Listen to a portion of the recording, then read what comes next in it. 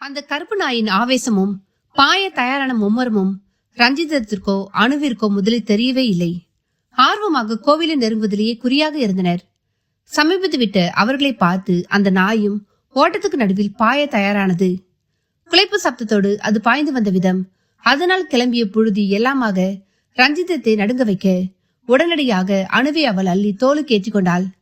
அதுவும் சில அடி தூரத்தில் தேங்கி நின்று சுற்றிலும் வெறிக்க தொடங்கியது. ஊன்றி பார்த்தது. இடுப்புயர புதர்கள். அங்கு எது நடந்தாலும் வெளியே தெரிய வாய்ப்பில்லை.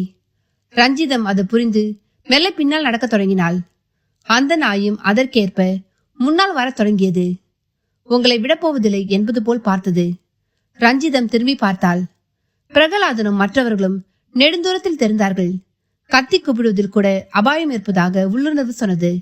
இருந்தாலும் வேறு வழி தெரியாத நிலையில் என்னங்க என்கிற குரல் அவள் தொண்டையை கடக்க தொடங்கியது. கால்களும் திரும்பி ஓடத் தொடங்கின. அவளது அதிர்ஷ்டம், அவள் ஓடி வரும் வழியில் ஒருவன் சைக்கிளில் வந்து கொண்டிருந்தான். அது அவர்களை விட்டுவிட்டு அவனை பிடித்துக் கொண்டது.